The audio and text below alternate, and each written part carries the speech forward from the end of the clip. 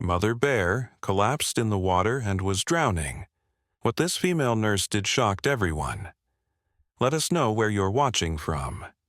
If you love my content, consider supporting it with a super thanks. Also, don't forget to like and subscribe. It'll help us to remain in touch with amazing people like you. The mountains of Whispering Pines National Park stood tall against the clear blue sky as the sun began its slow descent toward the horizon. The golden rays of light danced across the surface of Azure Lake, creating a mesmerizing display of sparkles that captivated anyone fortunate enough to witness it. The sweet scent of pine filled the air, mixing with the earthy aroma of wet soil and wildflowers that bloomed along the shoreline. Savannah Reed pulled her jacket tighter around her shoulders as a cool breeze swept across the water. After 16 straight hours at Pinecrest Memorial Hospital, this secluded spot had become her sanctuary. As a trauma nurse for the past 5 years, Savannah had seen more than her share of life and death situations, but nothing quite prepared her for what was about to unfold on this seemingly peaceful evening. She sat on a flat boulder near the edge of the lake, her sketchbook open on her lap. Drawing had always been her escape, a way to process the intensity of her work.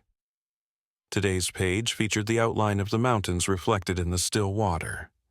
The charcoal smudged under her fingertips as she added depth to the shadows, losing herself in the process. The sudden sound of splashing drew her attention. Across the narrow inlet, about 50 yards away, a large brown bear and 2 small cubs approached the water's edge. Savannah froze, her breath caught in her throat. She had encountered wildlife before during her hikes, mostly deer and the occasional fox, but never a bear, let alone a mother with cubs. The mother bear was massive, her fur thick and dark brown, with hints of gold where the sunlight touched it.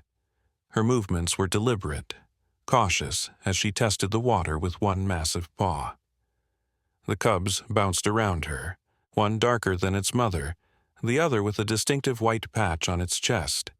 They playfully swatted at the water, seemingly eager to cross to the other side where berry bushes grew in abundance. Savannah remained perfectly still, her fingers tightening around her charcoal pencil.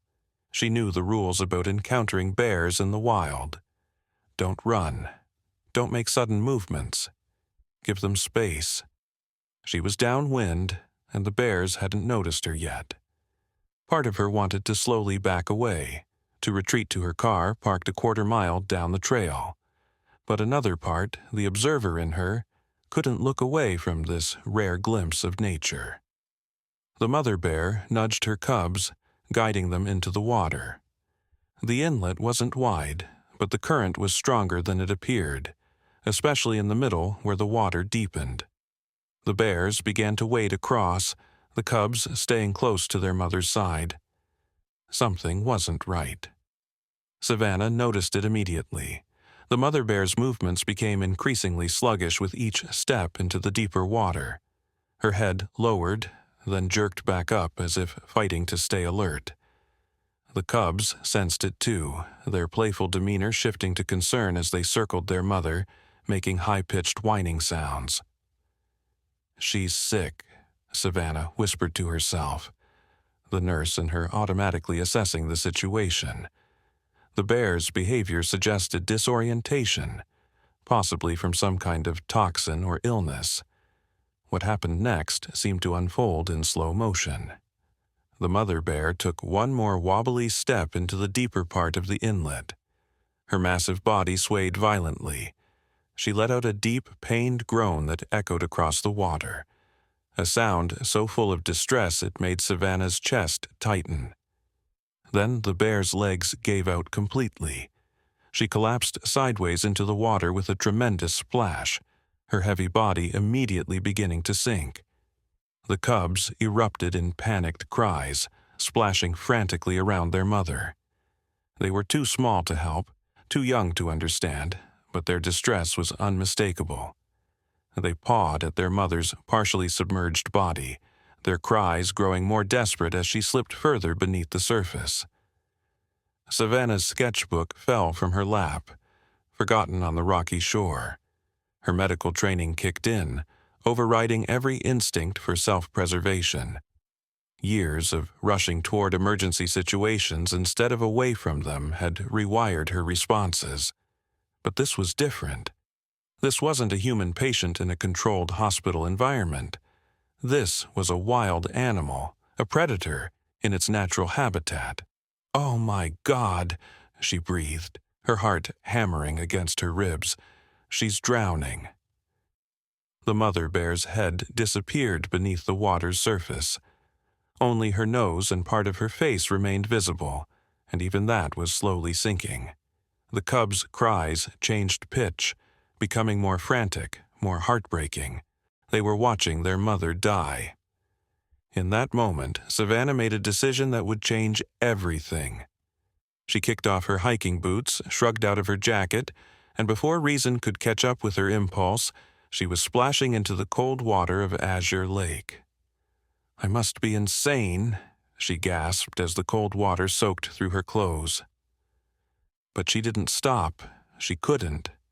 The nurse in her, the human in her, couldn't stand by and watch a mother die in front of her babies, bear or not. The water reached her waist, then her chest as she pushed forward. The current was stronger than she'd anticipated, tugging at her legs, threatening to pull her off balance. The bottom of the lake was slippery with algae-covered rocks that shifted under her feet. 30 yards, 20 yards. The cubs saw her coming and retreated to the shore, their cries never ceasing. Savannah's mind raced through every wildlife safety rule she was breaking. Never approach a bear. Never get between a mother and her cubs. Never, ever enter the water with a wild animal. But another voice, the one that had guided her through countless emergency room crises, spoke louder. A life is a life. As she neared the massive, sinking form of the mother bear, time seemed to stand still. The world narrowed to just this moment, just this impossible task. The bear was motionless now, only the slightest rise and fall of her partially submerged side indicating life. "Please don't wake up," Savannah whispered. "Not until I figure out how to help you." She was about to reach for the bear when she noticed something floating in the water nearby.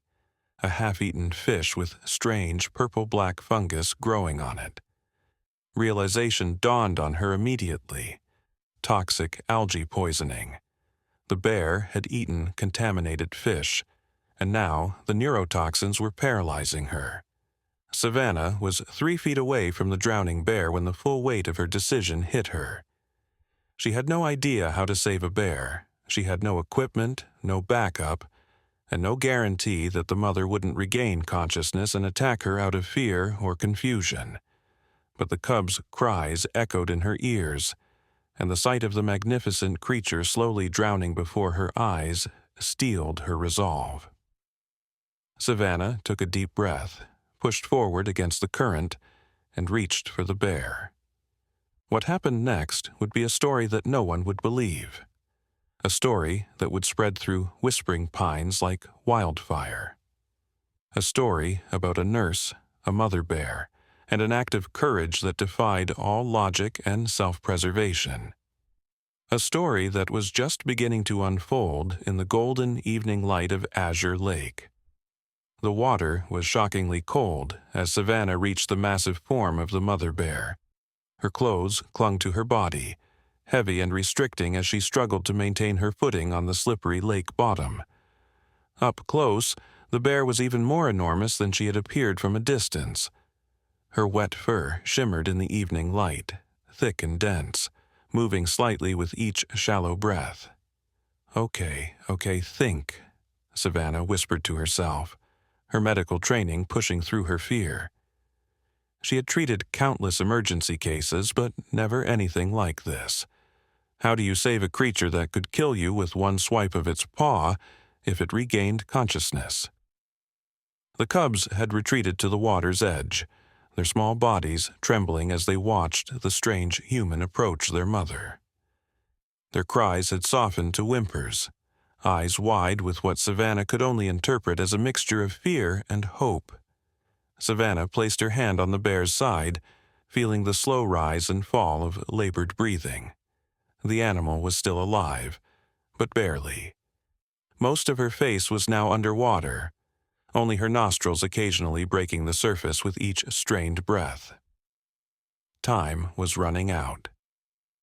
With a deep breath, Savannah positioned herself at the bear's massive head, reached under the water, and with every ounce of strength she possessed, lifted the bear's muzzle above the surface. The weight was immense, testing the limits of her strength. Her muscles burned with the effort, but she managed to tilt the head back just enough to keep the airway clear. "That's it," she encouraged, as if the bear could understand her. "Just breathe. Stay with me." The bear's breathing seemed to ease slightly with her airway cleared, but Savannah knew this was only a temporary solution. She couldn't hold the bear's head up forever, and even if she could, the toxin was still in the animal's system. Without treatment, the paralysis would likely worsen. A new sound caught her attention. Voices coming from down the shore. Savannah turned her head to see two figures approaching along the lakeside path. Relief flooded through her. "Help!" she shouted, her voice carrying across the water. "I need help over here." The figures stopped, then began moving more quickly in her direction. As they drew closer, Savannah could make out two men in outdoor gear, one tall and lean, the other shorter with a stocky build. Hikers, not park rangers as she had hoped, but help nonetheless. "What the hell?" the taller man called out as they reached the shoreline nearest to Savannah. His voice was filled with disbelief at the scene before him. A woman waist-deep in lake water, holding up the head of an unconscious bear, while two cubs paced nervously nearby. "She's poisoned," Savannah shouted back. "Toxic algae. I need help getting her to shore." The men exchanged looks of shock and confusion. The shorter man shook his head vigorously. "Lady, you're out of your mind. Get away from that bear before it wakes up and tears you apart." "She's dying." Savannah's voice cracked with emotion and exhaustion. "Please, her cubs will die without her." The taller man stepped closer to the water's edge, his face a mask of concern and indecision. "Mason, she's right. Those cubs are too young to survive on their own." Mason, the shorter man, ran a hand over his face in exasperation. "Connor, this is insane. That's a wild animal, a predator." Connor Adams locked eyes with Savannah, seeing the determination in her face. He made his decision, kicked off his hiking boots, and waded into the water. "Mason, call the ranger station," he shouted over his shoulder. "Tell them we have a wildlife emergency at Azure Lake, Eastern Inlet." Mason hesitated only a moment longer before pulling out his cell phone and walking swiftly up to higher ground for better reception. Connor reached Savannah, his eyes widening as he took in the full size of the unconscious bear. "I'm Connor," he said breathlessly. "Savannah, I'm a nurse," she replied, her arms trembling with the effort of holding the bear's head above water. "She ate contaminated fish. Some kind of neurotoxin. She needs activated charcoal to absorb the toxin, but I don't have any with me." Connor looked thoughtful. "I have activated charcoal tablets in my first aid kit for water purification, but it's the same stuff, right?" Hope surged through Savannah. "Yes, that could work, but we need to get her to shore first." Together, they positioned themselves on either side of the bear's massive head. The water made the bear's body somewhat buoyant, but she still weighed hundreds of pounds. With coordinated effort, they began to move backward toward the shore, dragging the unconscious animal inch by painful inch. Progress was agonizingly slow. The lake bottom was uneven, and more than once, one of them lost their footing, sending water splashing into their faces. The cubs followed along the shoreline, staying close but keeping their distance from the humans. "What's your story?" Connor asked between labored breaths, perhaps trying to distract himself from the absurdity and danger of their situation.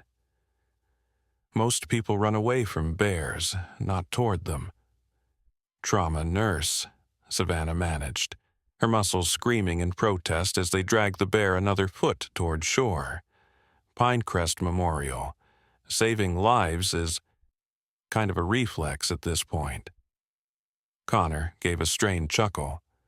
"Well, your reflexes are either going to get you a medal or get you killed."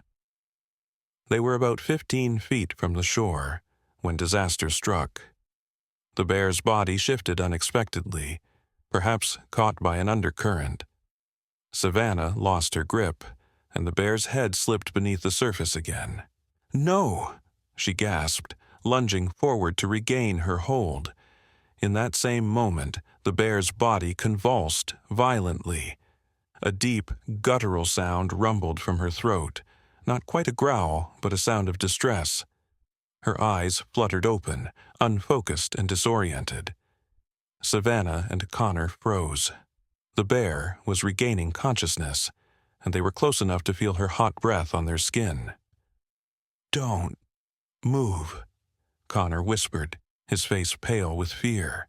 The bear's eyes rolled, struggling to focus. She made another sound, weaker this time, her massive body trembling with the effort to move muscles that wouldn't fully respond to her commands. Savannah's mind raced. The bear was awake, but still heavily affected by the toxin. This could make her even more dangerous. Confused, disoriented, and frightened animals were unpredictable. "We have to keep going," Savannah decided, her voice low and steady. "She's too weak to attack, and she'll drown if we leave her now." Connor looked at her like she'd lost her mind, but after a moment's hesitation he nodded. They resumed their grip on the bear, now even more careful with their movements. The bear's eyes followed them, blinking slowly. To Savannah's surprise, the animal didn't struggle. Perhaps she was too weak, or perhaps, on some level, she understood they were trying to help. Either way, they continued their painfully slow journey toward the shore. From the tree line came Mason's voice. "Rangers are on their way. ETA 20 minutes. "We don't have 20 minutes, Savannah muttered, more to herself than to Connor. They were 10 feet from shore when another complication arose. The cubs, seeing their mother's eyes open, rushed into the water, yipping excitedly. They splashed toward the group, their small bodies easily navigating the shallows. "The cubs," Connor warned unnecessarily, his voice tight with renewed tension. Savannah felt a moment of panic. If the cubs approached and the mother perceived them as threatened, her protective instincts might override her weakness. But there was nowhere to go, no way to prevent the reunion. The darker cub reached them first, paddling right up to its mother's face, whimpering and licking at her muzzle. The second cub, the one with the white chest patch, was more cautious, circling Savannah with curious eyes before approaching its mother. To Savannah's astonishment, the mother bear made no aggressive move. Her eyes tracked her cubs, and a soft rumble came from her throat that sounded almost like a purr. The cubs responded with excited yips, splashing water in their enthusiasm. I think they're thanking us," Connor said incredulously. Savannah didn't respond. It was a beautiful thought, but she knew better than to anthropomorphize wild animals. What mattered was getting the bear to shore, where they could administer the activated charcoal. With renewed determination, they made the final push to the shoreline. The lake bottom began to slope upward, making their burden somewhat lighter. Finally, they felt solid ground beneath their feet as they pulled the bear onto a small, pebbly beach. Savannah dropped to her knees beside the bear's head, exhaustion threatening to overwhelm her. Her clothes were soaked through, her body chilled despite the exertion. The bear's eyes were still open, following her movements, but the animal made no attempt to rise. "The charcoal," she reminded Connor, who was already fumbling with his backpack, pulling out a small first aid kit. Mason approached cautiously, keeping a safe distance from the bears. The rangers said not to attempt treatment, to wait for them. "She might not have that long," Savannah countered, taking the small bottle of activated charcoal tablets from Connor. She did a quick mental calculation based on her knowledge of human dosing and the bear's approximate weight. "We need water to mix these with." Connor handed her a water bottle from his pack. Savannah crushed several tablets between two rocks, creating a black powder that she mixed with water in the bottle cap. Now came the truly dangerous part: administering the mixture to an enormous wild predator that was starting to regain its faculties. "I need something to pry her mouth open," Savannah said, looking around desperately. Mason, still maintaining his distance, pointed to a sturdy branch nearby. "Would that work?" Connor retrieved the branch, handing it to Savannah with a grave expression. "You know this is completely insane, right?" Savannah managed to smile despite everything. Completely. With trembling hands, she approached the bear's massive head. The animal's eyes tracked her, alert enough to be aware of her presence but still too weak to move effectively. Using the branch as a lever, Savannah carefully pried open the bear's jaws just enough to pour in the charcoal mixture. The bear's throat worked reflexively, swallowing most of the liquid. Some dribbled out the sides of her mouth, staining her fur with black streaks. Savannah repeated the process 3 more times, using up all the charcoal tablets Connor had. "Now what?" Mason asked, from his position several yards away. "Now we wait," Savannah replied, settling back on her heels, "and hope the rangers get here soon." The waiting was torture. Every minute felt like an hour as they watched the bear for signs of improvement or deterioration. The cubs had curled up against their mother's wet fur, providing warmth and comfort. Occasionally, the mother would make a soft sound, and the cubs would respond with quiet whimpers. Connor had retreated to sit beside Mason, giving the bears space. Savannah remained closer, her medical training compelling her to monitor her unusual patient. She noticed subtle changes in the bear's breathing. It was becoming deeper, more regular. A good sign. 10 minutes passed in tense silence. Then, without warning, the mother bear's massive body shuddered. Her eyes, which had been half closed, opened fully. With what appeared to be tremendous effort, she raised her head a few inches off the ground. Savannah scrambled backward, suddenly very aware of how dangerous her position was. The bear's eyes locked onto her, intelligent and evaluating. There was no aggression in that gaze, but there was strength returning, and with it, the potent reminder that this was a wild animal capable of killing her with minimal effort. "Savannah," Connor called quietly, urgently. "Back away, slowly." She began to do just that, maintaining eye contact with the bear as she inched backward. The bear watched her retreat, then turned her attention to her cubs, nudging them gently with her nose. To everyone's amazement, the mother bear began to struggle to her feet. It was a labored process. Her limbs were still uncoordinated, her balance precarious. But with determination that Savannah couldn't help but admire, the massive animal rose to a standing position. She swayed momentarily, then steadied herself. The cubs bounced around her feet, their excitement palpable. The mother bear lowered her head to nuzzle each of them in turn, as if confirming they were unharmed. Then she raised her head and looked directly at Savannah. Time stood still as human and bear regarded each other across the short distance. Savannah held her breath, unsure what to expect. Attack? Retreat? Something else entirely? What happened next would become the most controversial part of the story that spread through Whispering Pines in the coming days. A moment that some would call impossible, that others would attribute to the lingering effects of the toxin, and that Savannah herself would replay in her mind countless times, wondering if she had imagined it. The mother bear took one deliberate step toward her, then another. Savannah remained frozen in place, her instincts screaming at her to run, her medical training telling her to stay still and avoid triggering a predatory response. At approximately 10 feet away, the mother bear stopped. She lowered her massive head in what appeared to be a deliberate, slow nod. Then she turned away, ushering her cubs toward the forest with gentle nudges.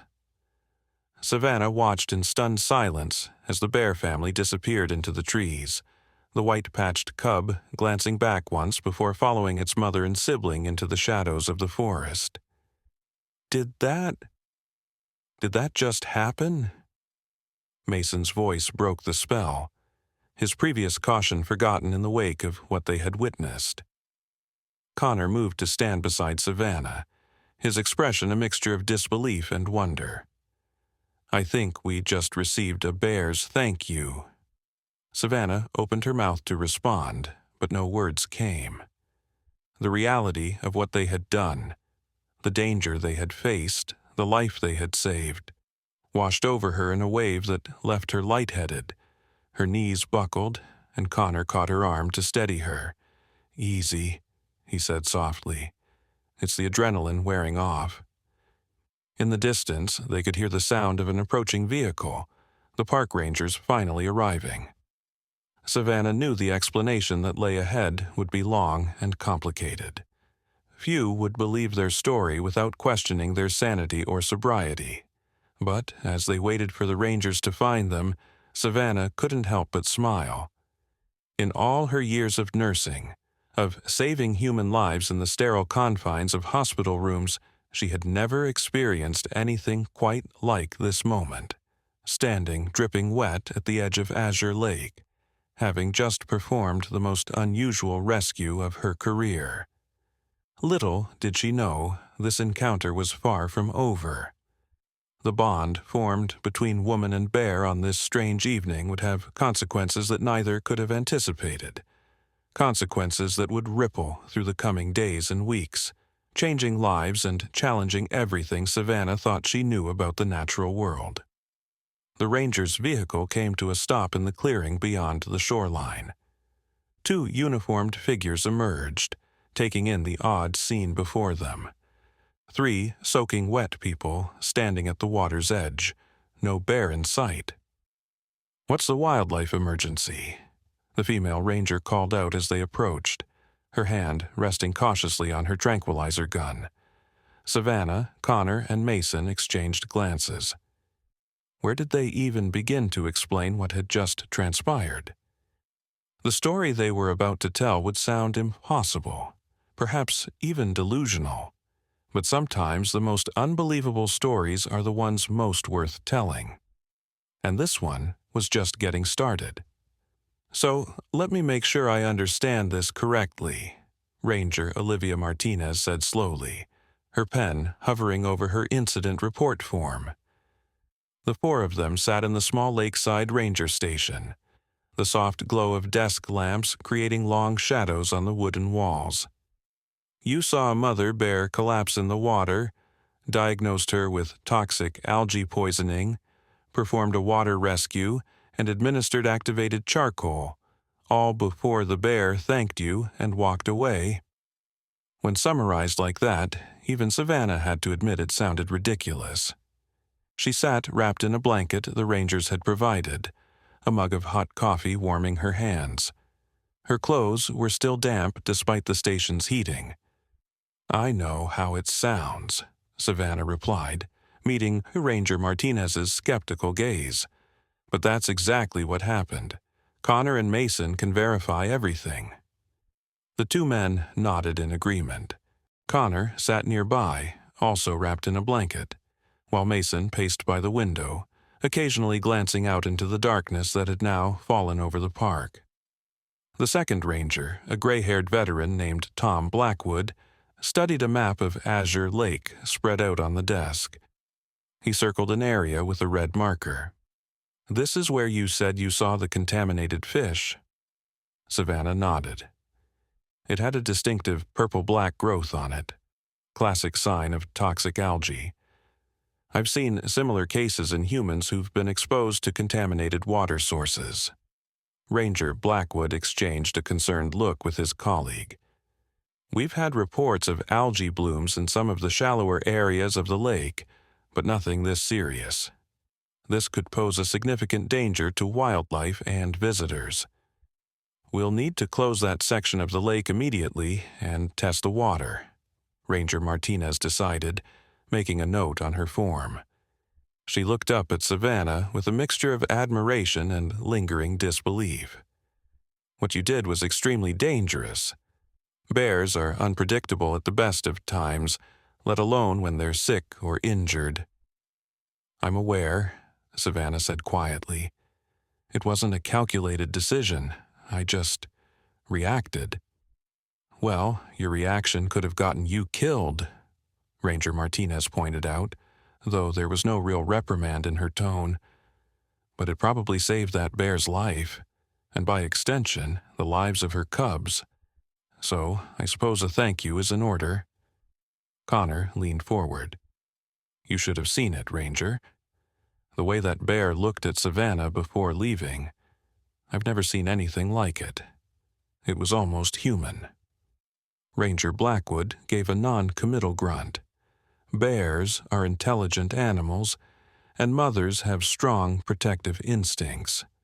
But I'd caution against reading too much into animal behavior. What might look like gratitude to us could simply be relief or confusion. Savannah kept her thoughts to herself. She knew what she had seen in those dark, intelligent eyes. It was more than animal instinct. It was recognition, understanding. But she also knew that such observations would only make her sound more fanciful to the pragmatic rangers. After completing their reports and receiving a stern safety lecture, the three rescuers were driven back to the main parking area where their vehicles waited. Mason bid them a hasty goodbye, clearly disturbed by the evening's events and eager to put them behind him.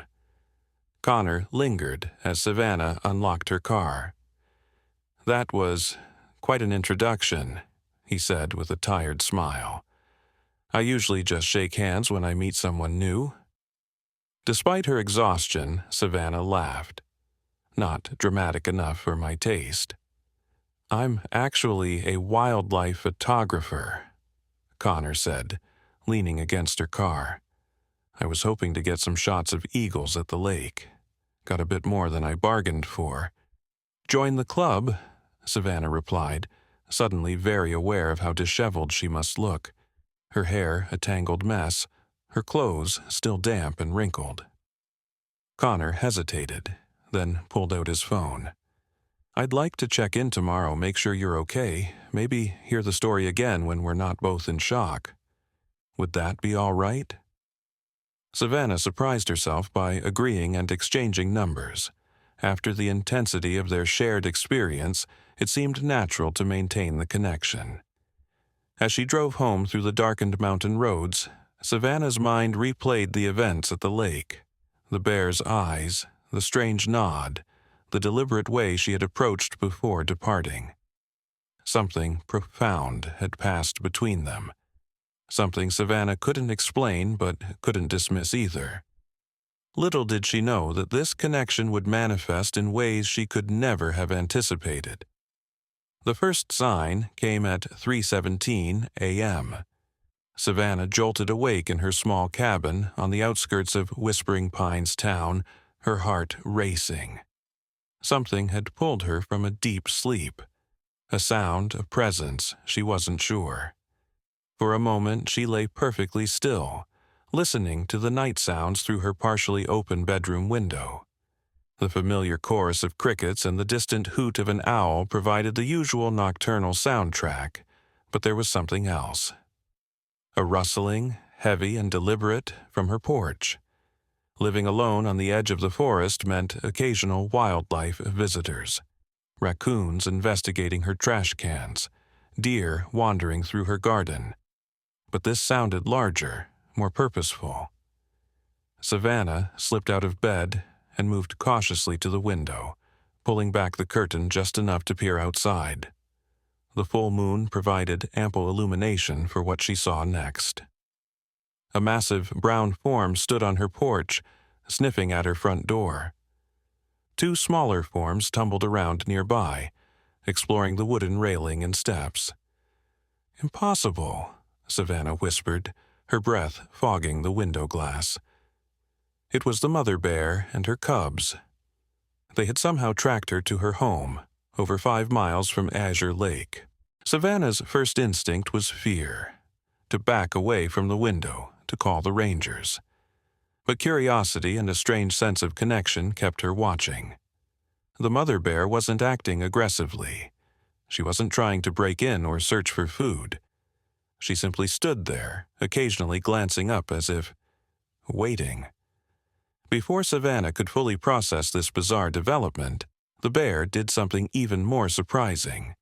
She rose onto her hind legs and placed one massive paw gently against the front door, almost like a knock, before settling back down on all fours. Then she sat, her cubs immediately cuddling against her sides, and fixed her gaze directly at Savannah's window as if she knew exactly where the human was watching from. "This isn't happening," Savannah murmured, but she couldn't deny the evidence before her eyes. Driven by an impulse she couldn't explain, Savannah grabbed her robe and moved quietly through her small cabin to the front door. Common sense screamed at her to stop, to call wildlife services, to do anything other than what she was about to do. But the memory of that moment by the lake, that connection, pushed her forward. She flipped on the porch light and peered through the peephole. The bears were still there, unperturbed by the sudden illumination. The mother's gaze remained fixed on the door, patient and unwavering. Taking a deep breath, Savannah cracked the door open just a few inches, keeping the chain lock engaged. "You followed me home," she said softly, feeling ridiculous for talking to a bear but unable to help herself. The mother bear made a soft huffing sound, her breath visible in the cool night air. The cubs perked up at the sound of Savannah's voice, their ears twitching forward with interest. "I can't let you in," Savannah continued, maintaining a calm, gentle tone. "And you shouldn't be here. It's not safe for you this close to town." As if understanding, the mother bear shifted slightly. That's when Savannah noticed something she had missed in her initial shock. The bear's right front paw was raised slightly off the ground, and even in the limited light, Savannah could see swelling around the joint. "You're injured," she realized aloud. The bear lowered her gaze to her paw, then looked back at Savannah with those intelligent eyes that seemed to communicate more than any animal should be capable of. Savannah's medical instincts kicked in, overriding her fear once again. "Let me see," she said, opening the door wider, but still keeping the chain in place. The bear extended her paw slightly, the movement clearly causing pain. From what Savannah could see, it appeared to be a puncture wound, possibly from stepping on something sharp. A broken bottle, perhaps, or a jagged rock. It wasn't life-threatening, but it would certainly be painful and could become infected if left untreated. "You came to me for help," Savannah whispered, the realization dawning on her. It seemed impossible. Bears didn't seek out humans for medical assistance.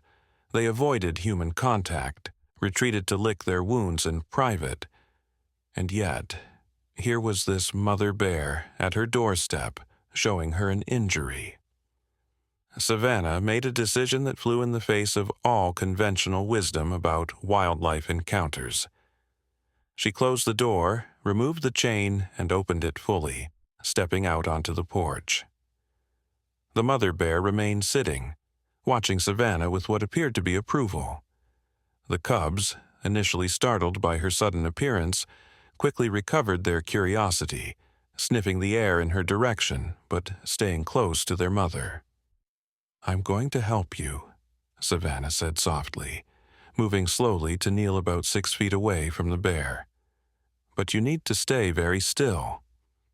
She retreated inside briefly to gather supplies: antiseptic, gauze, antibiotic ointment, and a pair of tweezers from her first aid kit. When she returned, the bears hadn't moved. It was as if they were waiting patiently for her. With slow, deliberate movements, Savannah approached the mother bear, medical supplies in hand. Every instinct for self-preservation screamed at her to stop, but something stronger, the healer in her, the connection formed at the lake, pushed her forward. "This might sting," she warned, uncapping the antiseptic. The mother bear watched calmly as Savannah gently cleaned the wound, revealing a small shard of dark glass embedded in the pad of her paw. Using the tweezers, Savannah carefully extracted the glass, earning a soft grunt from the bear but no aggressive movement. She applied the antibiotic ointment and wrapped the paw loosely with gauze, securing it with medical tape. Throughout the impromptu treatment, the cubs watched with curious eyes, occasionally making soft whimpering sounds that their mother answered with gentle huffs. "There," Savannah said, sitting back on her heels. "That should help it heal. You need to keep it clean, though I'm not sure how to explain that to you." The mother bear inspected the bandaged paw, flexing it carefully. She looked up at Savannah, and for a moment, human and bear regarded each other in silence. Then, the bear did something that would stay with Savannah for the rest of her life. She extended her uninjured paw and placed it gently on Savannah's arm, just for a second, before pulling it back. The touch was warm, surprisingly soft, and unmistakably deliberate. It was a gesture that transcended species, a connection, an acknowledgement, perhaps even gratitude. Without further interaction, the mother bear rose to her feet, nudged her cubs, and led them down the porch steps and into the darkness of the forest surrounding Savannah's cabin. Savannah watched until they disappeared among the trees, her mind struggling to process what had just occurred. As she finally returned to bed, Savannah knew she should call the rangers in the morning to report the encounter. Bears that approached human dwellings were considered problematic, potentially dangerous. But something held her back. This wasn't a bear looking for food or causing trouble. This was something different, something special. Savannah drifted back to sleep with the lingering warmth of the bear's paw still on her arm, unaware that this nighttime visit was just the beginning of a relationship that would challenge everything she thought she knew about the divide between humans and wild animals. Morning brought a sense of unreality. As Savannah prepared for her shift at the hospital, she found herself questioning if the night's events had actually happened, or if they had been a vivid dream induced by the stress of the previous day's rescue. But the used medical supplies on her counter and the smudge of dirt on her robe confirmed the reality. A wild bear had sought her out for help, and she had provided it. Her phone buzzed with a text message from Connor.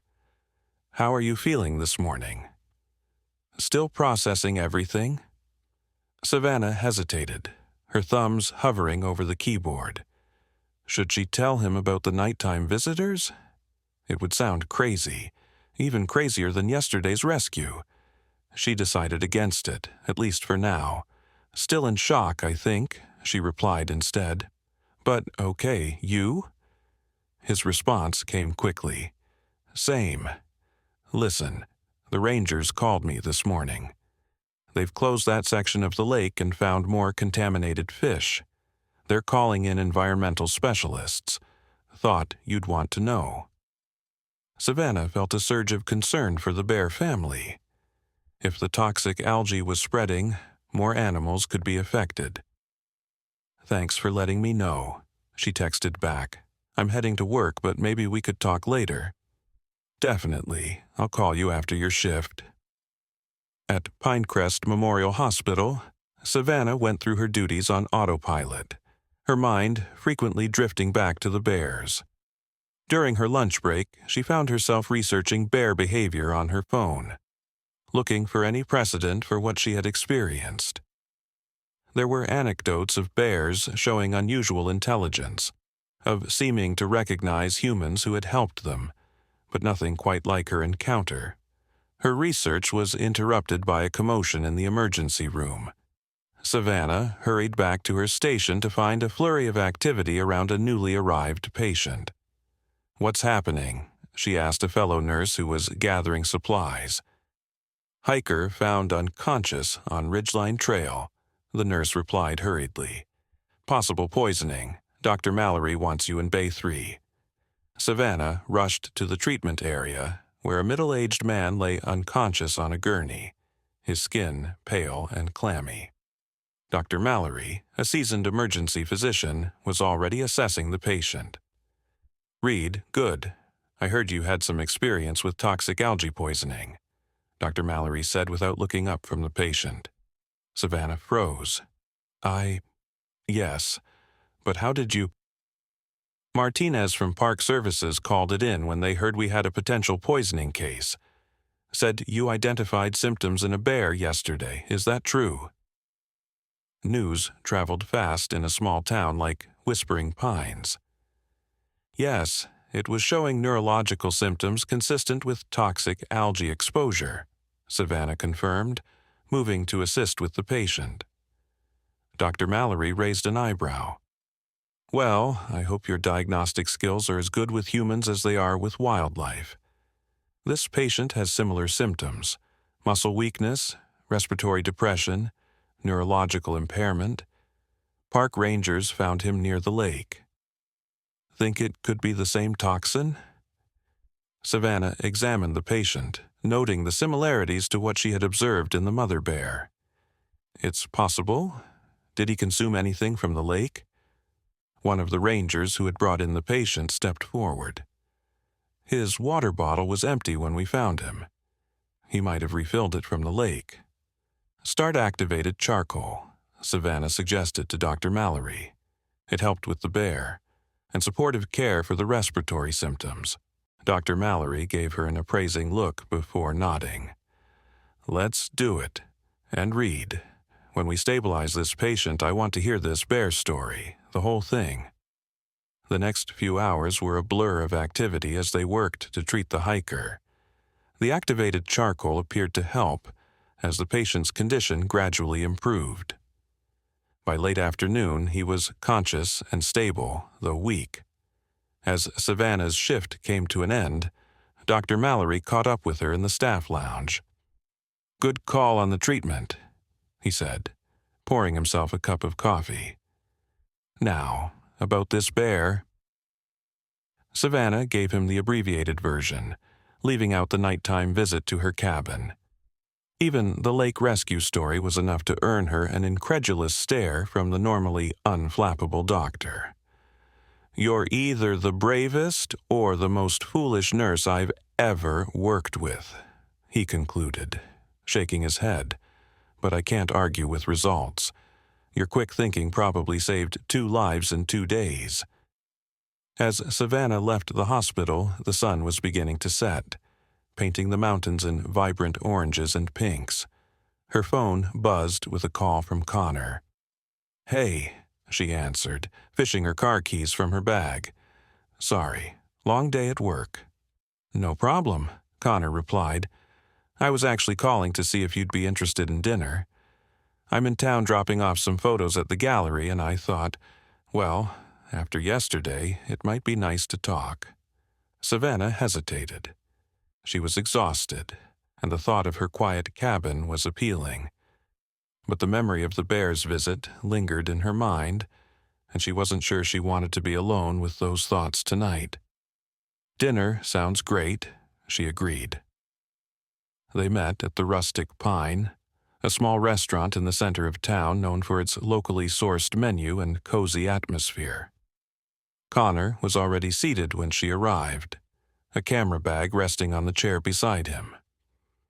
"I hope you don't mind," he said after they had ordered. "I brought some equipment. I was thinking of heading back to the lake tomorrow morning to document the environmental team's work. It could make an important photo essay about the impact of toxic algae."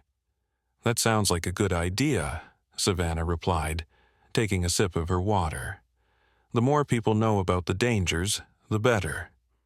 Their conversation flowed easily, moving from the events at the lake to their respective careers and lives in Whispering Pines. Connor had moved to the area 3 years ago, drawn by the natural beauty and wildlife. His photography had been featured in several nature magazines, and he was working on a book about the changing mountain ecosystems. "What about you?" he asked. "Have you always lived here?" Savannah shook her head. "I moved here 5 years ago after finishing nursing school. I wanted somewhere quiet, close to nature. The hospital needed trauma nurses, so it was a perfect fit." As their meals arrived, Connor leaned forward, his expression becoming more serious.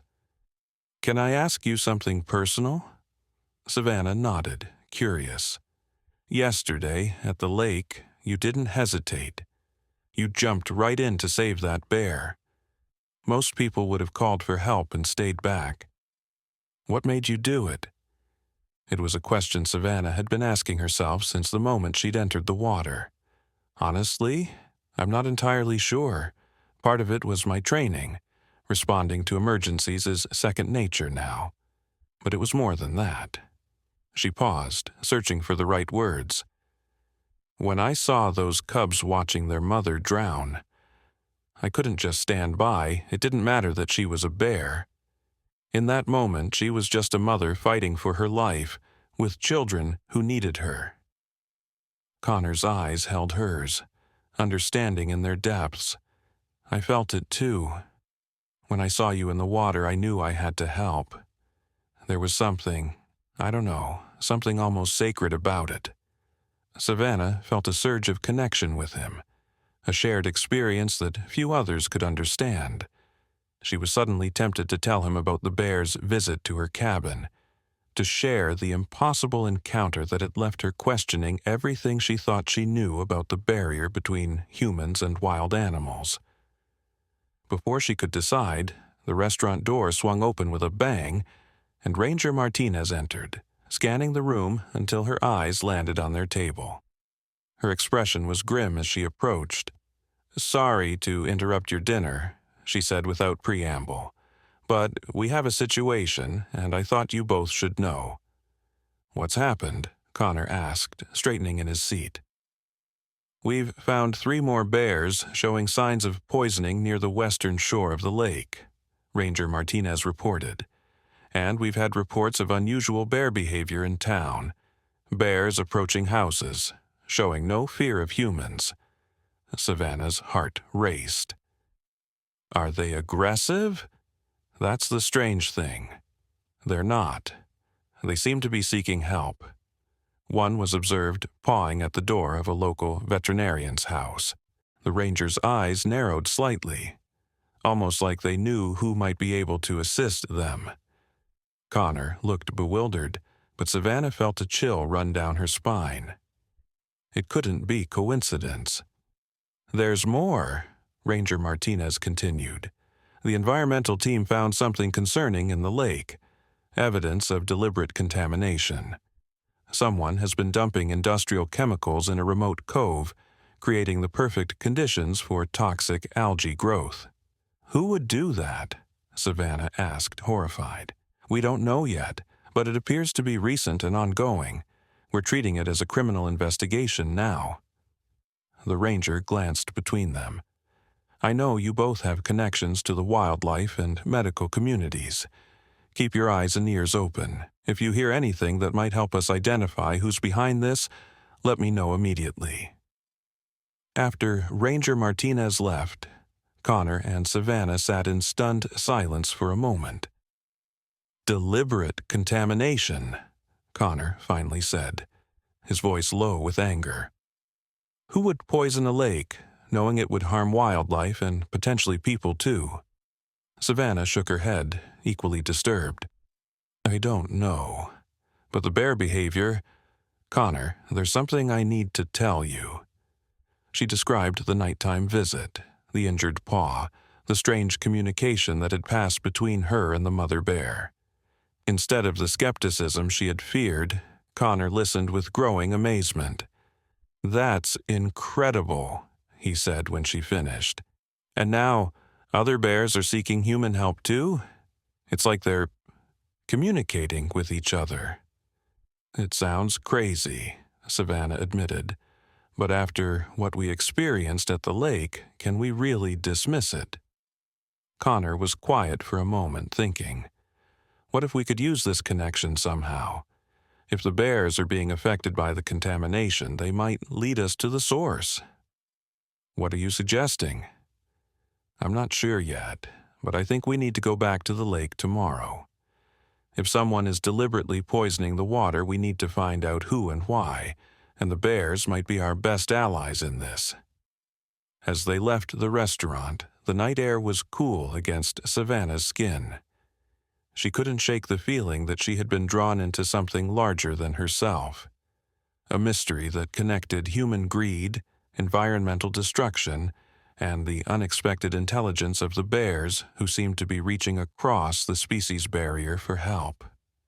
Little did she know that the mother bear and her cubs were at that very moment making their way through the darkened forest toward town again. Not to Savannah's cabin this time, but to another location that would blow the case wide open and place both Savannah and Connor directly in the path of danger. The truth was about to emerge, and it would shake the foundations of Whispering Pines to its core.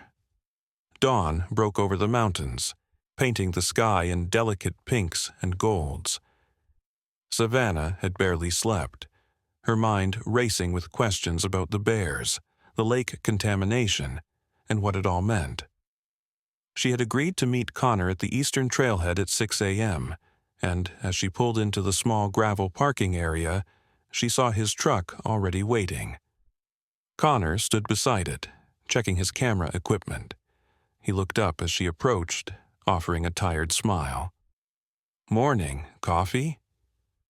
He held out a thermos cup.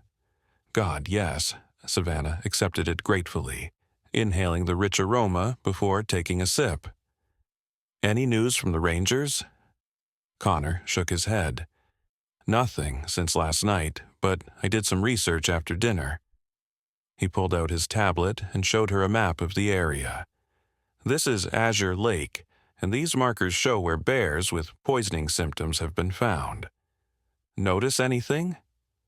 Savannah studied the map, noting the clusters of red dots.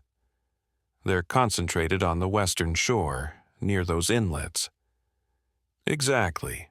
And look here." He zoomed in on a section of the map. "This property borders the lake at precisely that location. It was purchased 6 months ago by North Star Development Corporation." "A development company? What would they want with wilderness property?" Connor's expression darkened. "That's what I wondered. So I did some digging. North Star is a subsidiary of Vertex Industries, a chemical manufacturing company with a less than stellar environmental record. They've been fined multiple times for improper waste disposal." Savannah felt a chill run through her despite the warm coffee. "You think they're dumping chemicals in the lake?" "I think it's worth investigating. The property includes an old logging road that leads directly to the shoreline, perfect for transporting materials without being easily spotted from the main trails." They transferred their gear to Connor's truck, deciding it would be better suited to the rough terrain if they needed to explore the old logging road. As they drove toward the western side of the lake, Savannah filled Connor in on her hospital shift and the hiker who had been poisoned. "He's stable now, but it was definitely the same toxin that affected the mother bear. Dr. Mallory is running tests to identify it precisely." Connor navigated a particularly rough stretch of road, his hands firm on the steering wheel. If we can prove Vertex is behind this, they'll face serious charges. Environmental contamination, endangering wildlife and human health. But we need evidence, Savannah pointed out. Suspicion isn't enough. They fell silent as the truck bounced along the forest road. After about 20 minutes, Connor pulled over and consulted his map again. The logging road should branch off somewhere around here. They got out, scanning the dense forest for signs of another path. The morning air was crisp, filled with the scent of pine and earth. Birds called from the canopy above, and somewhere in the distance a woodpecker drummed against a tree. There, Savannah pointed to a barely visible gap in the underbrush. What might once have been a road was now overgrown with vegetation, but the parallel lines of an old track were still discernible. Connor retrieved his backpack from the truck, checking that his camera was secure. This would be easier to navigate on foot, should be about a mile to the lake from here. They set off down the old logging road, pushing through ferns and ducking under low-hanging branches. Despite the beauty of the forest around them, Savannah felt a growing sense of unease. If Vertex Industries was deliberately contaminating the lake, they were walking into a potentially dangerous situation. "Do you think we should have called Ranger Martinez first?" she asked, stepping over a fallen log. Connor glanced back at her. With what? Suspicions based on internet research? I'm not sure that would be enough for them to obtain a warrant to search private property. We need something concrete. And if we're caught trespassing? Technically, we're still on national park land until we cross the property line. We can always say we got lost hiking. The old road began to slope downward, and through breaks in the trees they could catch glimpses of the lake sparkling in the distance. They were close. Suddenly, Connor stopped, raising a hand in warning. "Do you hear that?" Savannah listened. At first, all she could hear was the natural sounds of the forest. Then she caught it, the low rumble of an engine. Connor pointed to a dense thicket of bushes to their right. "Quick, in there." They crouched behind the foliage just as a large utility truck rounded a bend in the logging road ahead of them. It moved slowly, navigating the overgrown path with difficulty. The truck was unmarked, its dark green exterior blending with the forest. In the cab, Savannah could make out two men in what appeared to be work clothes.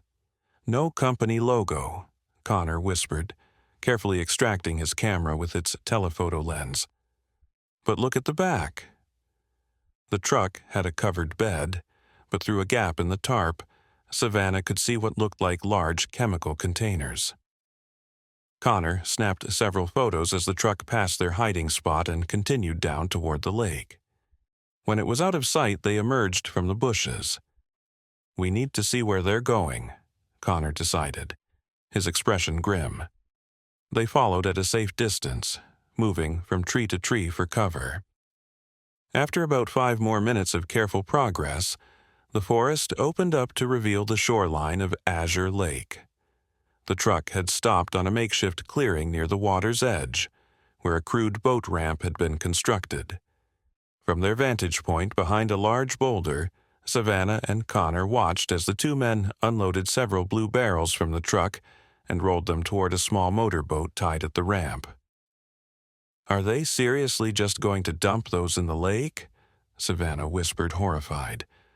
Connor was documenting everything with his camera, the shutter making soft clicking sounds. "Looks like it, and based on how comfortable they seem with the process, this isn't their first time." One of the men glanced in their direction, and they ducked lower behind the boulder. When Savannah peeked again, the men were loading the barrels onto the boat. "We need to stop them," she said, reaching for her phone. "I'm calling the Rangers." "No service," Connor replied, checking his own phone. "We're in a dead zone. We'd need to get back to the main road." Before they could decide on a course of action, a new sound caught their attention. a deep huffing followed by the cracking of branches. They turned to see a large bear emerging from the forest behind them. Savannah's heart nearly stopped. Then she recognized the distinctive white patch on the chest of one of the cubs that followed. It was their mother bear and her family. "It's her," she breathed, instinctively reaching out a hand before catching herself. The mother bear paused, nostrils flaring as she caught their scent. Her dark eyes found Savannah's, and for a moment they regarded each other with what felt like mutual recognition. Then, to their astonishment, the bear turned her attention to the men at the lake's edge, her posture shifting from curious to alert. "She's watching them," Connor whispered, almost like she knows. The two workers had finished loading the barrels and were preparing to take the boat out onto the lake. One of them happened to glance toward the forest edge and froze at the sight of the bear family. "Bear!" he shouted to his companion, rushing back toward the truck. The second man turned, saw the bears, and likewise scrambled for safety. In their panic, they abandoned the boat with its toxic cargo still tied to the shore. The mother bear made no move to chase the men, remaining at the forest's edge with her cubs. The truck's engine roared to life, and it reversed hastily up the logging road, soon disappearing from view. "Did you see that?" Savannah marveled. "She scared them off." Connor was still snapping photos, his expression a mixture of awe and disbelief. It's almost like she knew exactly what to do, like she wanted to stop them. When the truck was gone, the mother bear looked back at Savannah and Connor. Then, with deliberate steps, she approached the shoreline where the boat was moored, the cubs trailing behind her at a safe distance. "What is she doing?" Connor wondered aloud. The bear stopped at the water's edge, sniffing at the boat and the barrels. She let out a low growl, then, to their utter amazement, used her powerful claws to swipe at the rope, securing the boat to a tree stump. The aged rope, weakened by exposure to the elements, tore under her strength.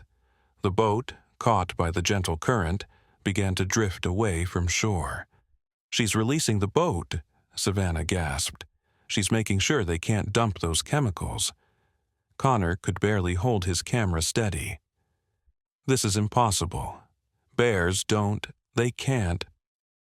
The bear turned back toward them, her mission apparently completed. There was something in her eyes, a clarity and intelligence that transcended normal animal behavior. She huffed once, then led her cubs back into the forest, disappearing among the trees. Savannah and Connor remained frozen in their hiding spot, trying to process what they had just witnessed. "That wasn't normal bear behavior," Connor finally said, lowering his camera. "That was purposeful, strategic." "She recognized us," Savannah added, "and she knew those men were harming the lake. Her lake." They watched as the boat drifted further from shore, the current gradually pulling it toward the center of the lake. The blue barrels remained safely contained, their contents not yet released into the water. "We need to get back to cell service and call this in," Connor decided. "My photos should be enough evidence for the rangers to get a warrant." They made their way back up the logging road, moving as quickly and quietly as possible in case the workers returned. Both were lost in thought, trying to reconcile what they had seen with their understanding of animal behavior. When they finally reached Connor's truck and regained cell service, Savannah immediately called Ranger Martinez, while Connor began uploading his photos to a secure cloud storage as backup. "Ranger Martinez," the familiar voice answered. "It's Savannah Reed. Connor Adams and I have found evidence of chemical dumping at Azure Lake. We've got photos of Vertex Industries workers preparing to dump barrels of what we believe are toxic chemicals from the old logging road on the western shore." There was a moment of silence on the line. "How did you know where to look?" Savannah hesitated. unsure how to explain their bear-guided investigation without sounding delusional. We noticed patterns in where the affected bears were being found. Connor researched the property owners in that area. Stay where you are, Ranger Martinez instructed. Don't approach the site again. I'm sending a team immediately. We'll need your statements and those photos. After ending the call, Savannah turned to Connor, who had finished uploading his images. I didn't tell her about the bear. Connor nodded in understanding. Probably wise. Now let's focus on the dumping. That's something they can act on. They waited in the truck, both struggling to process everything they had witnessed. The obvious question hung between them, unasked. How could a wild bear understand the concept of environmental contamination, let alone take deliberate action to prevent it? Within 30 minutes, 2 ranger vehicles arrived, followed by a police car from Whispering Pines Sheriff's Department. Ranger Martinez approached their truck, her expression serious but with a hint of excitement in her eyes. "Show me what you've got," she said without preamble. Connor connected his camera to his tablet, displaying the clear images of the unmarked truck, the workers, the barrels, and the makeshift boat ramp. "And you say they were about to dump these barrels in the lake?" Sheriff Dawson asked, leaning in to examine the photos. "Yes," Savannah confirmed. "They loaded them onto a small boat. They were interrupted before they could take it out onto the lake." "Interrupted by what?" Ranger Martinez asked, her keen eyes studying Savannah's face. Another hesitation. "Wildlife," Connor supplied vaguely. "They spotted some bears and panicked." The sheriff and ranger exchanged glances. "We'll need you both to show us exactly where this was happening," Sheriff Dawson decided, "but I want you to stay back while we approach the site." They led the law enforcement team down the logging road, pointing out the location of the clearing and boat ramp. Ranger Martinez and Sheriff Dawson, along with their respective teams, moved in to investigate while Connor and Savannah remained at a safe distance as instructed. Through gaps in the trees, they could see the rangers examining the shoreline, taking photographs and samples. The boat had drifted further but was still visible about 100 yards from shore. "They're calling in a rescue boat to retrieve it," Connor noted, observing the rangers' activities. "Those barrels will be key evidence." After nearly an hour, Ranger Martinez returned to where they waited. "We've documented everything and have more than enough for a search warrant for Vertex's facilities. The Environmental Protection Agency has been notified, and they're sending specialists to test the water and soil."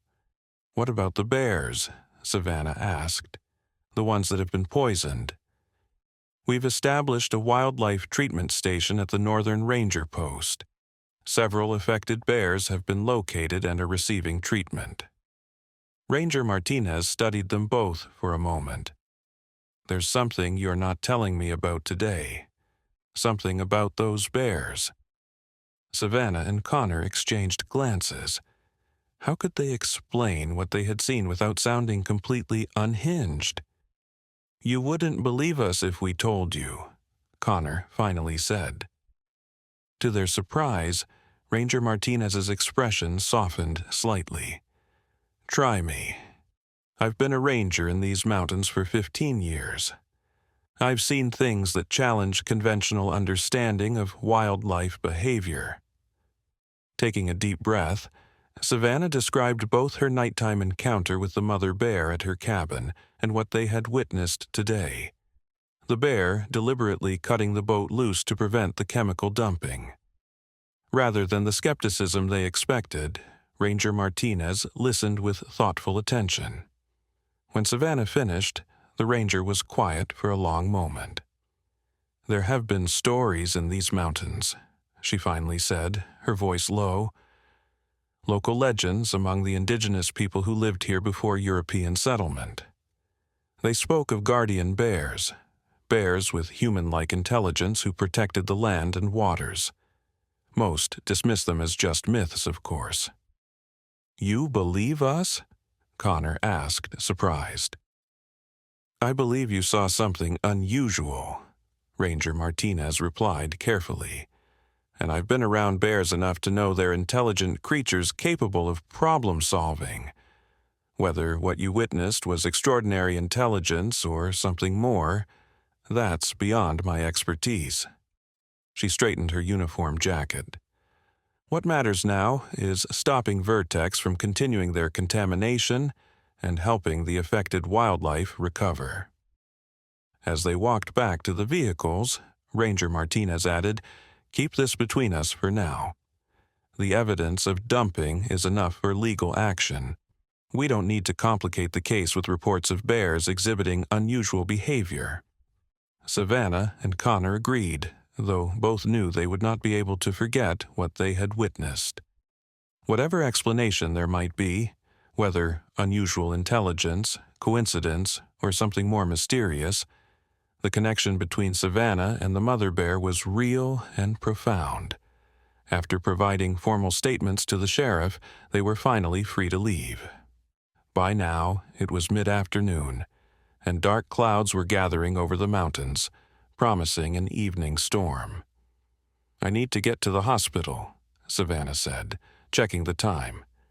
"I promised Dr. Mallory I'd help with the toxicology analysis for the poisoned hiker. And I should back up all my photos and prepare them for the investigation." Connor agreed. "Can I drive you back to your car?" As they drove, the first fat raindrops began to spatter against the windshield. The forest took on a deeper, more mysterious aspect in the darkening light. Savannah found herself scanning the trees for any sign of the bear family, but they were nowhere to be seen. "What do you think will happen to them?" she asked quietly. "To the mother bear and her cubs?" Connor kept his eyes on the increasingly slick road. If they stay away from the contaminated areas, they should be fine. And if Vertex is held accountable, the lake will eventually recover. "That's not exactly what I meant," Savannah said. "I meant, what happens with us, with this connection? It feels unfinished somehow." Connor glanced at her, his expression thoughtful. "Maybe it is. Maybe today wasn't an ending but a beginning of something we don't fully understand yet." Something in his words resonated with Savannah. Whatever bond had formed between her and the mother bear, whatever unexpected intelligence or awareness the animal had revealed, it didn't feel like a closed chapter. It felt like the opening of a door to something profound. They reached the trailhead where Savannah had left her car just as the rain intensified, drumming on the roof of the truck. Connor pulled up alongside her vehicle. "I'll call you later?" he asked, and she nodded, grateful for his company in this strange journey. As she drove toward the hospital, wipers struggling against the downpour, Savannah couldn't shake the image of the bear's eyes, so full of awareness, of understanding. Nor could she forget the deliberate touch of the bear's paw against her arm that night on her porch. Something extraordinary had happened, something that challenged the perceived boundaries between human and animal consciousness. Little did she know that even as she pondered these questions, events were unfolding that would draw her deeper into this mystery and place her directly in the path of those who would stop at nothing to protect their interests, even if it meant silencing anyone who threatened to expose their crimes. The rain continued to fall as night descended on Whispering Pines, washing the forest clean but unable to erase the damage that had already been done to Azure Lake. And somewhere in that darkness, a mother bear and her cubs moved through the trees, guided by an intelligence that defied explanation. Pinecrest Memorial Hospital was unusually busy for a weekday evening. As Savannah hurried through the sliding doors, shaking rainwater from her jacket, she noticed the emergency waiting area was nearly full. Many of the waiting patients were displaying similar symptoms: nausea, headaches, dizziness. "What's going on?" she asked the triage nurse, a veteran named Gloria who had worked at Pinecrest for over 20 years. Gloria looked up from her computer, her face tight with concern. We've had 15 patients come in since noon with symptoms consistent with toxic exposure. All of them either swam in Azure Lake or consumed fish caught there within the past week. Alarm coursed through Savannah. 15? The contamination is affecting people that quickly? Dr. Mallory wants to see you right away, Gloria replied, gesturing toward the treatment area. He's in the lab with the toxicology team. Savannah found Doctor. Mallory hunched over a microscope, his normally immaculate white coat wrinkled from what had clearly been a long day. 2 other lab technicians worked nearby, running tests on multiple samples. Reed, good. Dr. Mallory straightened as she entered. The situation's escalating. We've identified the toxin in the water samples.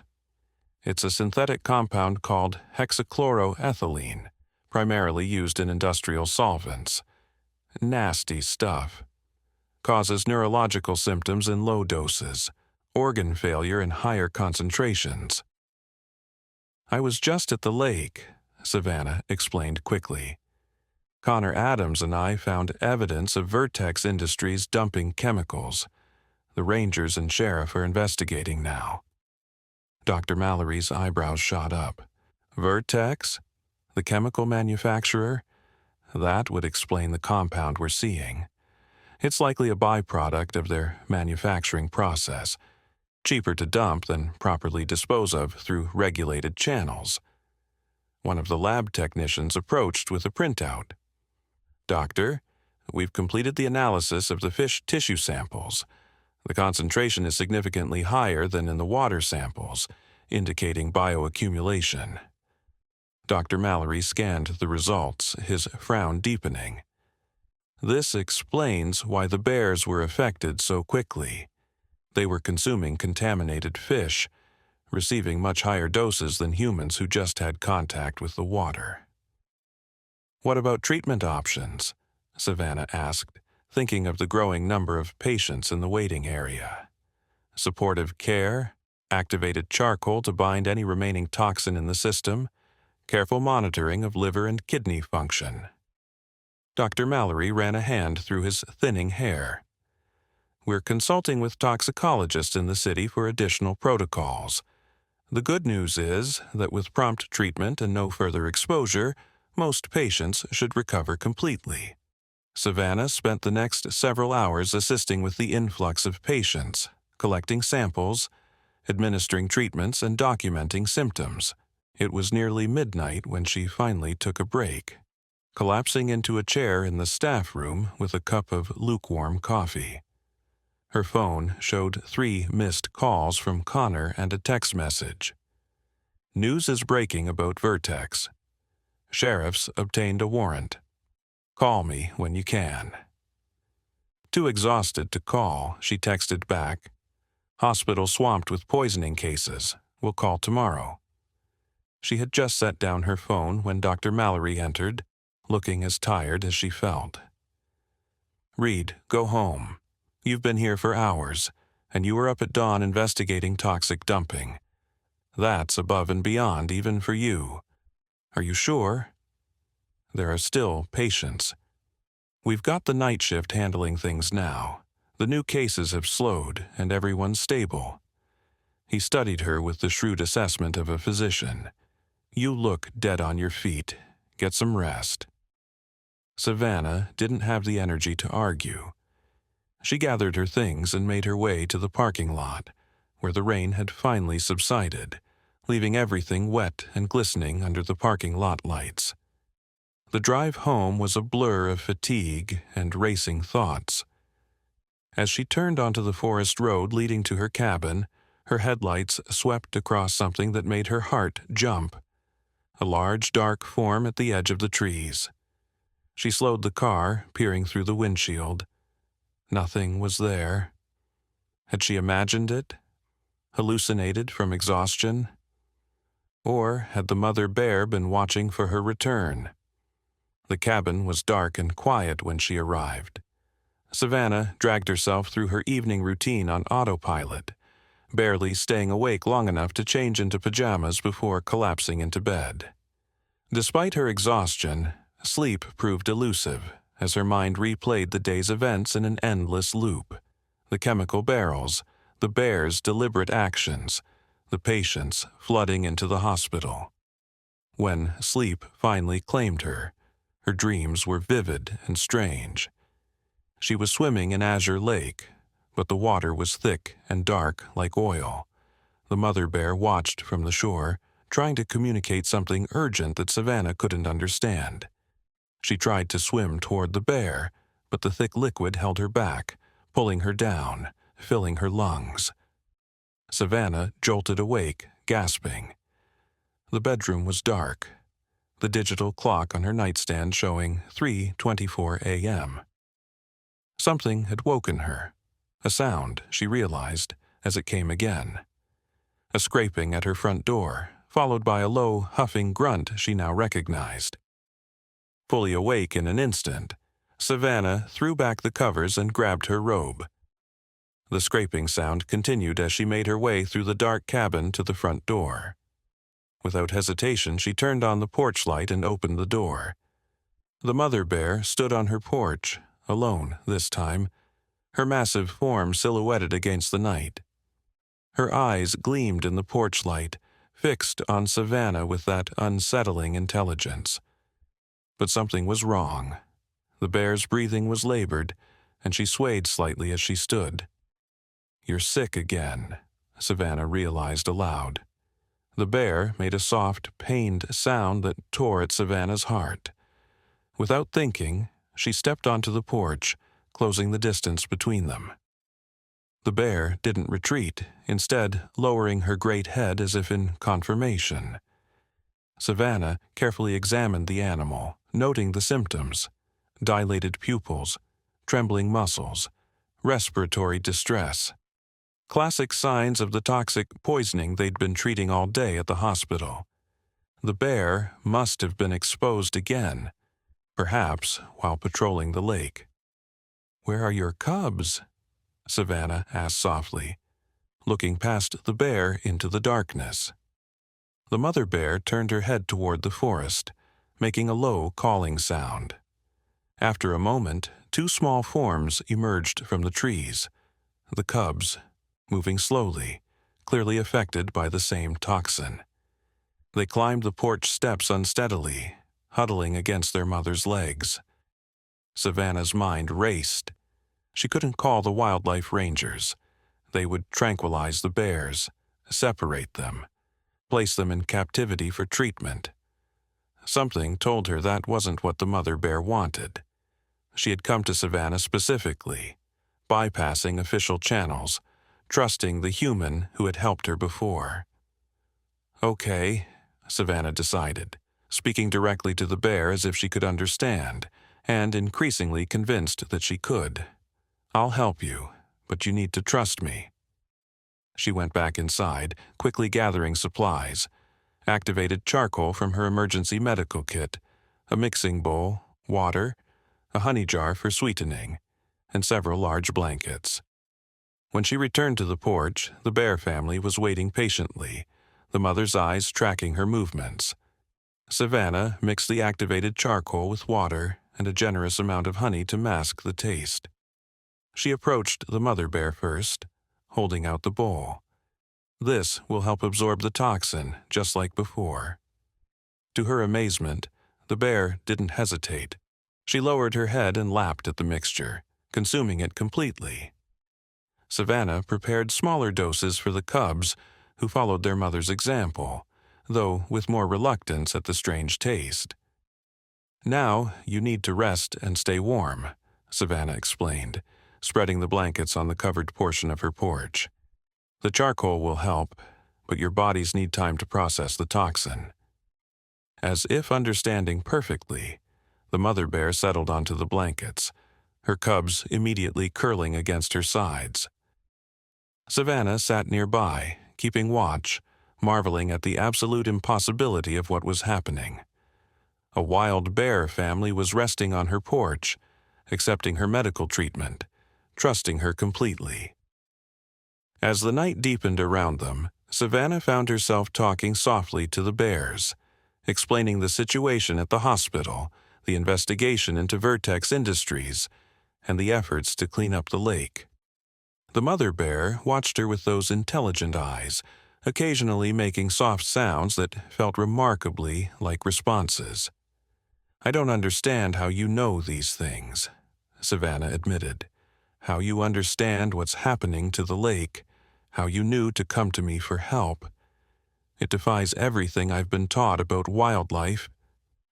The mother bear held her gaze, and in that moment Savannah felt a connection that transcended species, a shared concern for the forest, the lake, the balance of life that Vertex Industries had so carelessly disrupted for profit. Dawn was breaking when Savannah's phone rang, startling her from the half-doze she'd fallen into.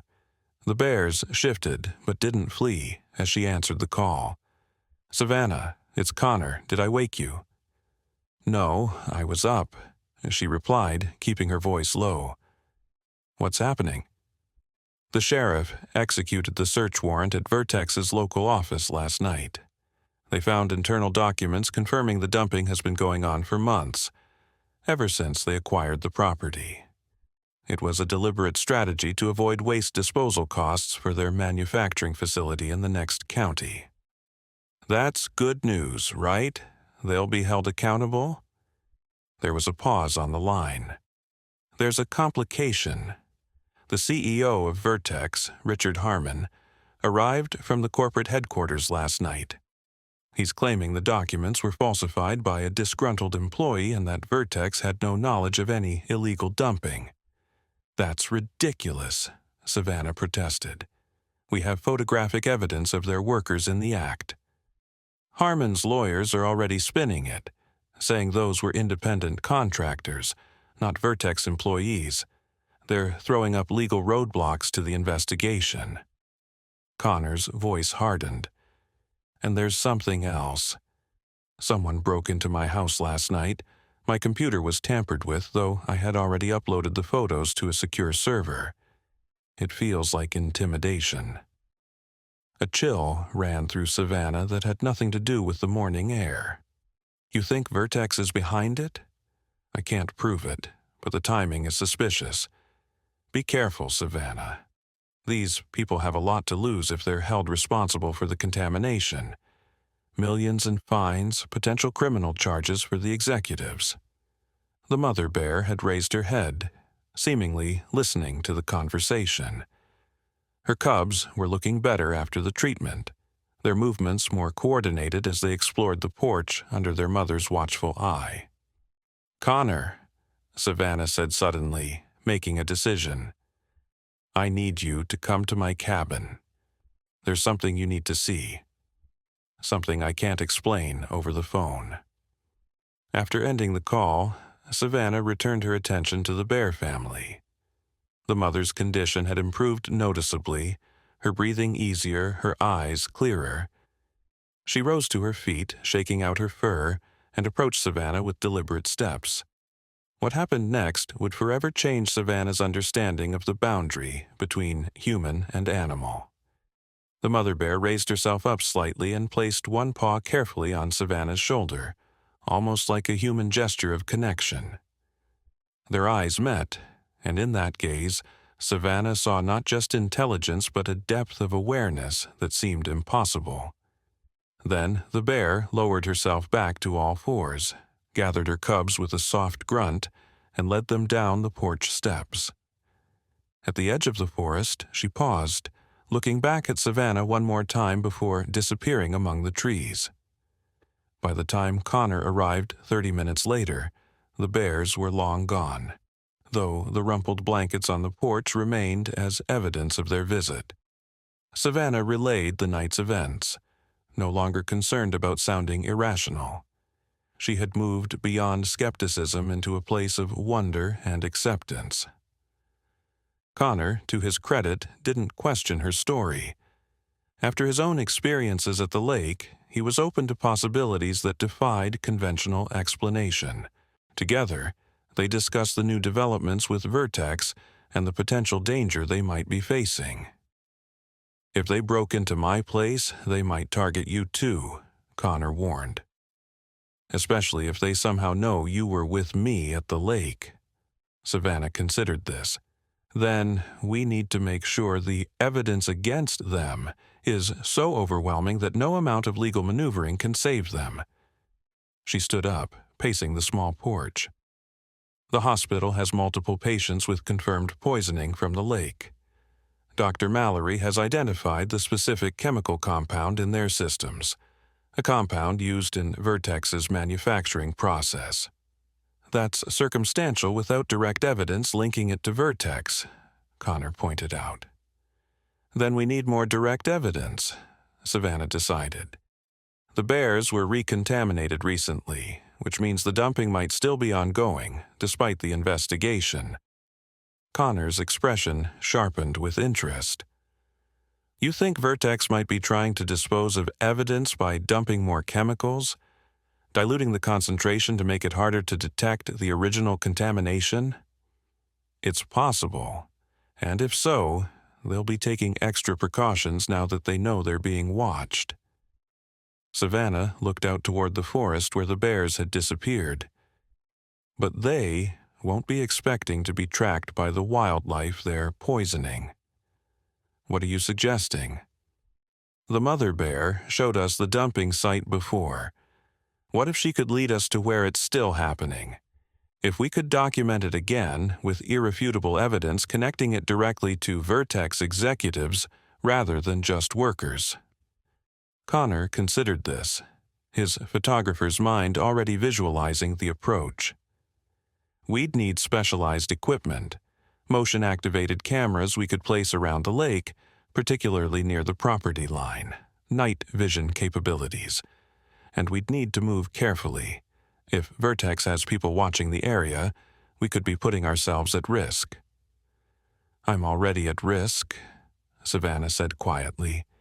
Every time I treat a patient poisoned by their chemicals, every time I help those bears. I can't walk away from this, Connor. He studied her face, then nodded slowly. Neither can I. But we do this smart. We get the equipment, set it up properly, and we don't take unnecessary chances. And we keep the rangers informed, even if we don't tell them everything about the bears. As they outlined their plan, Savannah felt a renewed sense of purpose. Whatever mysterious connection had formed between her and the mother bear, it now served a greater cause, protecting the lake, the forest, and all who depended on them from those who would destroy them for profit. What they didn't know, couldn't know, was that Richard Harmon, CEO of Vertex Industries, was at that very moment reviewing security footage from the company's property bordering Azure Lake. Footage that clearly showed a nurse and a photographer discovering the dumping operation. Footage that made them a threat to the company's plans and Harmon's personal freedom. Find out everything about these two, he instructed the security chief seated across from him in the hastily established crisis management room at Vertex's local office. Where they live, where they work, their routines. I want to know who they've talked to about this and what evidence they might have. The security chief, a former military man named Reeves, nodded grimly. And once we have that information?